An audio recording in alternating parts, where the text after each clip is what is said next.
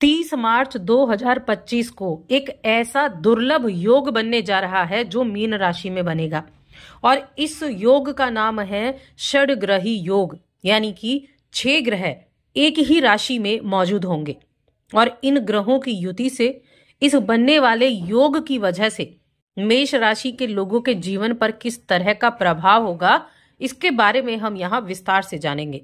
जय माता दी दोस्तों, आप सभी का स्वागत है हमारे YouTube चैनल अमृता एस्ट्रो में। और आज की इस वीडियो में मैं बात कर रही हूँ बनने वाले एक ऐसे योग के बारे में जो बेहद प्रभावशाली है। और देखिए, ये जो प्रभावशाली है ये सिर्फ व्यक्तिगत तौर पर नहीं, ये सामाजिक तौर पर भी है, ये अर्थव्यवस्था पर भी है, ये पर्यावरण पर भी है, ये जलवायु पर भी है। तो देखिए, अगर योगों की बात की जाए तो जब 2 ग्रह होते हैं तब भी उनके रिजल्ट चेंज हो जाते हैं, लेकिन अब तो 6 ग्रह एक साथ होने वाले हैं 30 मार्च को। 29 मार्च को चंद्रमा का राशि परिवर्तन होगा और चंद्रमा मीन राशि में आ जाएंगे, जहां पहले से ही राहु, शुक्र और बुध हैं और सूर्य भी। चंद्रमा वहां जाएंगे और 29 मार्च को ही शनिदेव का गोचर भी रात्रि में यहां मीन राशि में हो जाएगा। तो 30 मार्च का जो दिन है वो ऐसा दिन होगा जब मीन राशि में 6 ग्रह एक साथ मौजूद होंगे, शनि, शुक्र, बुध, सूर्य, राहु और चंद्रमा। अब जब इतने सारे ग्रह एक ही राशि में मौजूद होते हैं तो देखिए, वहां उसका जो प्रभाव है ना, वो बेहद दुर्लभ, वो बेहद परिवर्तनकारी होता है। यानी उन ग्रहों में पापी ग्रह भी है, उन ग्रहों में शुभ ग्रह भी है।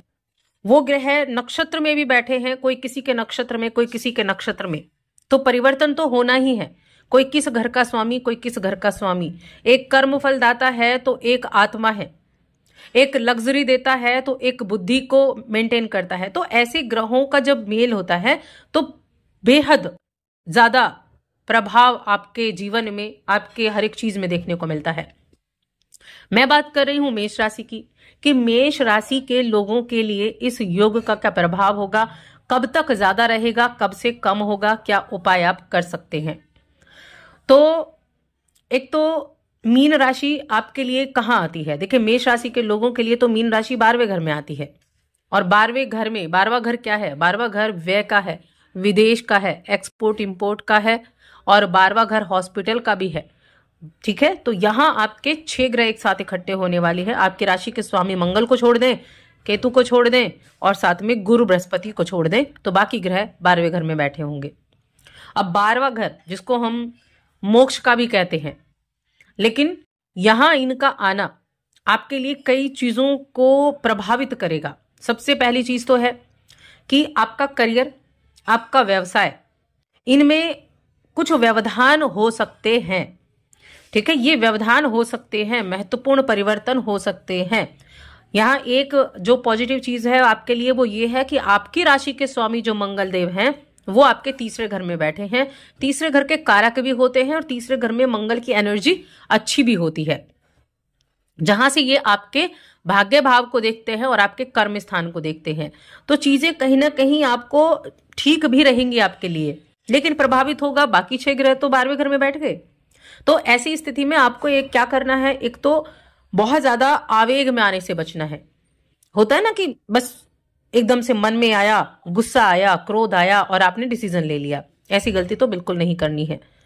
इतने ज्यादा आवेग में आकर कोई डिसीजन नहीं लेना है, सावधानी पूर्वक डिसीजन लेने हैं। जो भी निर्णय ले किसी भी क्षेत्र से जुड़ा तो वो आप सावधानी पूर्वक ही लें। ये समय आपके रिश्तों के परीक्षण का भी है। अपने रिश्तों की तरफ ध्यान रखें, क्योंकि सप्तम भाव, जो आपका सप्तम भाव है, उसके स्वामी उच्च के होकर बैठे हैं, लेकिन 12वें घर में बैठे हैं। बाकी ग्रह भी तो आ गए। देखिए, राहु भी बैठे हैं, बुध नीच के होकर बैठे हैं, शनि अस्त बैठे हैं, और सूर्य और चंद्र, इनको कौन पीड़ित कर रहा है, राहु पीड़ित कर रहे हैं। तो इसीलिए कुछ चुनौतियां देखने को मिल सकती हैं, रिश्तों में तनाव हो सकता है, थोड़ा धैर्य रखने की यहाँ आपको जरूरत होगी। अब दूसरे घर में जो गुरु बृहस्पति बैठे हैं, दूसरे घर में बैठे हैं, अष्टम को देख रहे हैं और साथ में छठे घर को भी देख रहे हैं और साथ में आपके दसम भाव को भी। तो करियर में फिर भी मैं कहूंगी ठीक रहेगा। कर्म पर जितना ध्यान देंगे उतने ज्यादा अच्छे रिजल्ट भी मिल सकते हैं। जितना धैर्य के साथ काम करेंगे उतना अच्छा रहेगा। साथ में सहानुभूति अपने अंदर रखेंगे, समझ जो है यानी बुद्धि का इस्तेमाल अच्छे से करना, किसी की बातों पर विश्वास न करना, इन चीजों का थोड़ा ध्यान रखना है। क्योंकि देखिए, चुनौतियां हर किसी के जीवन में आती हैं उन चुनौतियों को कितनी चतुराई से, कितनी सहानुभूति से आप हल कर सकते हैं, ये मैटर करता है। रिश्तों में भी मजबूती आती है, रिश्तों में भी थोड़ा सा सहानुभूति लेकर चलना है, क्योंकि कहीं ना कहीं सप्तम के स्वामी तो हो चुके हैं, राहु बैठा है, तो आपके ऊपर निर्भर करेगा कि आप किस तरह डिसीजन लेते हैं। ठीक है, तो वहां आपको थोड़ा ध्यान रखने की जरूर आवश्यकता होने वाली है मेष राशि के जातकों के लिए। देखिए, इससे पहले जब 6 ग्रह एक साथ एक राशि में आए थे तो 25 दिसंबर 2019 को हुआ था ये योग जो बना था। सेम योग नहीं बना था, अलग अलग ग्रह थे, लेकिन 6 ग्रह थे एक राशि में, षड्ग्रही योग बना था। और तब क्या हुआ था हम सभी को पता है, तब कोरोना जैसे हालात हुए थे, कोरोना आया था। लेकिन अभी ये नहीं है कि कोरोना आएगा, लेकिन हाँ, हमारी अर्थव्यवस्था पर, हमारे जलवायु पर, हमारे पर्यावरण पर, हमारे राजनीतिक सामाजिकता, सभी चीजों पर इसका इफेक्ट आपको देखने को मिलेगा। अब ये जो ग्रहों की युति ये क्या करेगी, फाइनेंशियल मार्केट हो गया, अर्थव्यवस्था हो गई, उसमें थोड़ा सा डिस्टर्बेंस होगा, उथल पुथल आ सकती है, क्योंकि इतने बड़े लेवल पर ये 6 ग्रह हैं। तो थोड़ा मंदी हो सकती है, स्थिरता ना रहे, तो आपको आध्यात्मिकता की तरफ जरूर ध्यान देना होगा यहाँ। और पर्यावरण से जुड़ी गड़बड़ियां भी उत्पन्न हो सकती हैं, आंधी, बारिश, तबाही, इस तरह सुनामी, भूकंप वगैरह जो भी कुछ समय पहले आया, तो ऐसी चीजें सामने आ सकती हैं इस समय अवधि के दौरान। क्योंकि ये जो ऐसा योग बनता है ये काफी ज्यादा एक दुर्लभ योग होते हैं, अच्छे योग भी नहीं माने जाते हैं, और कुछ चीजों में अच्छे भी होते हैं।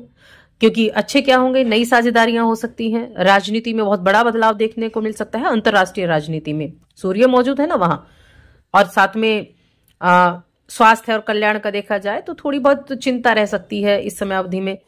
तो मेष राशि के जातकों के लिए खास तौर से मैं कहूंगी कि आपको जो उपाय के तौर पर अगर करना है, तो उपाय के तौर पर आपको एक तो उपाय करना है, शनि के मंत्र का जाप करें, हनुमान चालीसा का पाठ करें। ये 2 चीजें आपके लिए बहुत इंपॉर्टेंट है। और देखिए, गुरु जो और मंगल दोनों क्या है आपकी राशि के लिए बड़े अच्छे रिजल्ट देने वाले हैं, तो इसलिए विष्णु सहस्त्रनाम का पाठ भी आप कर सकते हैं। और हनुमान चालीसा मैंने बोला मंगल के लिए, वो आपके लिए अच्छा रहेगा।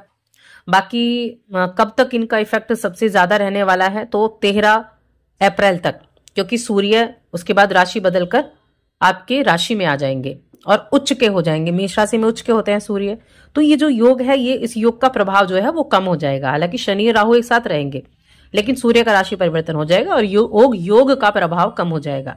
तो यहाँ हमारे 14 दिन बचते हैं जो जिसमें आपको सावधानी रखनी है, और अच्छे से सावधानी रखनी है। हेल्थ का थोड़ा सा ध्यान रखेंगे, हालांकि मंगल हेल्थ को ठीक करने का पूरा प्रयास रहेगा, मंगल का और गुरु का।